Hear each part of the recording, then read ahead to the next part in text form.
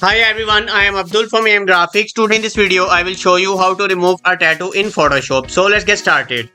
First pick a lasso tool and draw a rough selection around the tattoo. And after that, go to select color range and with eyedropper tool, click on tattoo and it will automatically select the tattoo. After that, go to select modify, expand by 3 pixels and hit OK. And now press shift plus backspace for content aware and make sure content aware is selected and hit OK. Press Ctrl D to deselect the selection and now pick a clone stamp tool. Press Alt to select the source. Reduce the opacity and fill to 60%. 60 to 65%. And tattoo is removed. Thank you so much for watching. Hope you found this trick helpful.